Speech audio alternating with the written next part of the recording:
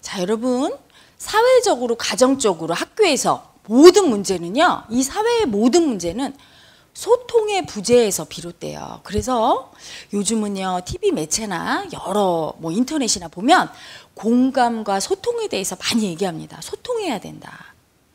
소통해야 된다. 그런데 사람들은 소통에 대해서 잘 못 알고 있어요. 왜? 소통을 대화한다고 생각해요. 대화가 소통이 아니에요. 여러분, 말 못하는 벙어리만 그러면 소통이 안 돼야지. 말을 못하시는 분만 소통이 안 되고 말을 멀쩡하게 하는 분들은 다 소통돼서 싸우지 않아야 돼요. 그렇죠?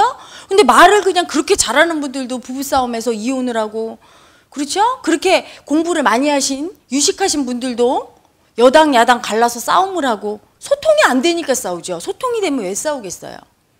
소통은 마음에서 이루어지는 거예요. 여러분, 타인의 마음을 느끼지 못하면 소통이 되고 있지 않음이에요. 그러면 왜 대화를 통해서 소통이 안 될까요? 대화에서 소통이 되려면 상대의 말을 들어야 되거든요. 그런데 듣는 척만 하지 듣지를 못합니다. 예를 들어서 부부가 어떤 문제를 갖고 얘기를 해요. 그러면 남의 얘기를 들을 때는 나의 주장을 내려놔야 됩니다. 그리고 저 사람은 어떤 입장에서 저렇게 얘기할까 들어야 돼요. 그런데 들을 때 어떻게 듣습니까? 대부분 부부가 이 내 의견을 꼭 관철해야지, 이런 마음으로 들어요. 예를 들면 시부모 모시는 거를 한번 대화를 한다고 쳐요. 그러면 부인은 이미 결정이 됐어요. 마음 안에서. 절대 안 모셔야지. 그래서 안 모셔야 될 이유와 모시면 잘못되는 이유, 이런 것만 쫙 나열해요. 남편은요, 부인의 그 모시지 말아야 될 이유를 들으면서 마음속에 뭐가 있습니까? 이미 결정했어요. 모셔야 된다로. 이미 자기 주장을 딱 갖고 있어. 그래서 들으면 부인이 잘못된 이유만 계속 떠올라요. 그래서 각자 자기 주장만 내세우고 있어요. 대화를 통해서. 남의 말을 듣고 있는 게 아니에요. 소통은 뭐냐? 자기 주장, 자기 의견을 비우는 거예요. 아무런 어떻게 해야 되겠다, 부모님을 모셔야 되겠다, 말아야 되겠다를 다 내려놓는 거예요. 둘 다. 그런 다음에 상대의 말을 듣는 거죠. 말을 들을 때 제가 어떤 마음으로, 상대가 어떤 마음으로 이 말을 하나를 마음을 느끼면서 듣는 거예요. 그런 다음에 또 내 의견을 얘기할 때도 나는 이런 이유에서 한다고 내 마음을 얘기하는 거죠. 편견 없이. 또 상대도 똑같이 내 의견을 포기하고 이렇게 들어야 됩니다. 그런데 이때 마음을 비우고 내 주장을 내려놓고 듣는 게 쉽지 않아요. 그게 바로 에고거든요. 내 생각, 내 주장이. 절대로 그렇게 해야지 머리로다가 결심을 해서 될 수 있으면 얼마나 좋겠어요. 제 이 동영상 강의로 모든 문제가 끝나겠죠. 그런데 절대 내 주장을 포기 못합니다. 그게 뭐냐? 바로 내 마음, 에고예요. 그게. 그래서 수행이 필요한 거죠. 수행은 바로 그 내 마음, 내 의견, 내 주장인 에고를 버리고 비우는 거예요. 그래서 마음 공부가 된 사람일수록 남의 말을 들을 때 내 주장은 내려놓고 마음을 열고 상대방의 마음을 느끼면서 듣습니다. 공감해 주죠. 아, 당신은 그랬어? 이렇게 공감을 해줍니다. 그래서 타협점을 찾을 수 있어요. 왜? 상대방의 마음을 느끼니까. 예를 들어 부인이 여보, 시부모님이 있으면 내가 이런 게 되게 힘들어, 이렇게 얘기할 때 부인의 힘든 마음을, 내 주장, 내 의견을 내려놓고 부인의 힘든 마음을 훅 느낄 수 있어야 돼요. 자기가 부인 입장이 돼서 아, 그렇겠구나. 부인 입장에서 이게 힘들겠구나. 아, 그래 여보, 당신 말을 들으니까 정말 그러네. 아, 큰일이네. 이렇게 남편이 공감을 해주면요, 부인 마음이 절대 모시지 말아야지 했다가도 반쯤 내려가요. 이해해주면. 그렇죠? 또 그런데 남편 말을 들을 때도 부인이 자기가 절대 모시지 말아야지 하는 이 마음을 좀 반쯤 내려놓고 남편 마음을 느끼는 거예요. 그러면 남편 입장에서는 부인도 중요하지만 부모를 버릴 수는 없잖아요. 괴롭다고, 그렇지? 그러니까 여보, 내가 정말 당신한테 너무 미안한데 내가 내 부모를 안 모시면 모실 사람이 없어. 그러면 버릴 수도 없고 내가 너무 괴롭다. 이렇게 얘기를 들을 때 남편의 그 괴로움이 훅 오면 자기도 모르게 마음이 내려가죠.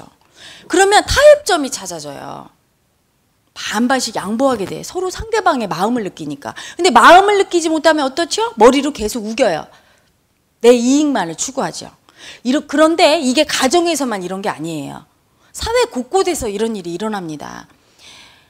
얼마 전에 일어난 그 세월호 참사 때 그 사회적인 지도자, 우리 지도층한테 그 세월호 참사 당한 부모님들이 그 아기, 자기 자식을 잃은 마음이니까 얼마나 힘들겠어요. 그렇죠? 그걸 얘기할 때 지도층에 계신 분들은 마음을 열고 그분의 마음을 이렇게 느낀다면, 그분들의 마음을 느낀다면, 그렇죠? 공감해 준다면 조금 더 위로할 수 있고 조금 더 그분들의 입장에서 생각할 거예요. 그런데 반대로 세월호 참사 당한 분들도 마찬가지예요. 그 자기 자식들이 죽은 게 일부러 그런 게 아니죠. 일부러 나 정치 못해야지, 나 사고 내켜야지 하는 분이 어디 있습니까? 최선을 다했지만 어쩔 수 없이 일어났어요. 여러 가지 사회 구조적인 문제로. 그러면 그 사회 지도층에 있는 분들이 얘기할 때 그분들의 입장을 한번 느껴봐야 돼요. 괴롭고 도와주고 싶은데 어떻게 못하고 하는 그 마음을 한번 느껴보면 서로 입장을 헤아리게 되는 거죠. 마음을 느낄 때. 그러면 합의점을 찾습니다. 소통이 되는 거예요. 그런데 마음 공부를 안 했기 때문에 그 자기의 주장이 팔팔하게 살아있고 남의 마음을 느끼지 못하니까 소통이 안 되고 있죠. 노사 간의 소통이 안 되고, 여당 야당 간의 소통이 안 되고, 남편 부인 간의 소통이 안 되고, 부모 자식 간의 소통이 안 되고, 모든 문제, 소통이 안 되는 모든 문제, 사회 지도층과 국민과 소통이 안 되고, 이 문제는 서로 자기 입장만 고수하면서 상대의 마음을 못 느끼기 때문이에요. 그 입장을 고수하는 그 놈이 바로 에고입니다. 그게 관념, 그게 마음이죠. 그게 수행을 통해서 버려지면 상대의 마음을 잘 느끼게 돼요. 그랬을 때 공감하게 되고, 그랬을 때 소통이 일어납니다. 우리 사회의 모든 문제는 바로 마음 공부의 부재에서 비롯되는 거예요. 여러분, 깨달음까지도 필요 없습니다. 우리 국민이 모두 이 마음 공부를 한다면 모든 문제의 99% 이상이 해결이 돼요.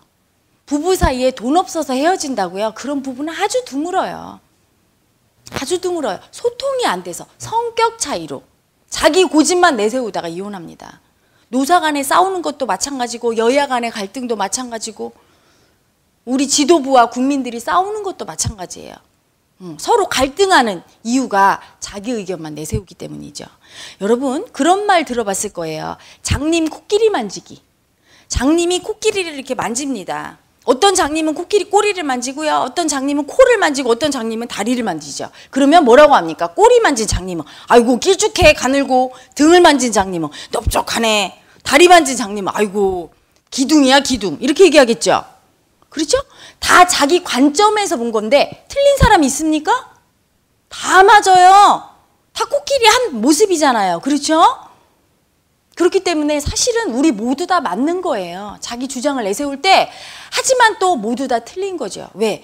코끼리 자체를 객관화돼서 전체를 보고 있지 않잖아요. 꼬리 보는 분은 그것만 보고 있고, 등짝을 만지는 분은 그것만 보고 있잖아요. 전체 코끼리를 못 보니까 다 틀리다고도 할 수 있죠. 그래서 엄밀히 얘기해서 마음 안에서는 옳다 그르다가 없는 거예요.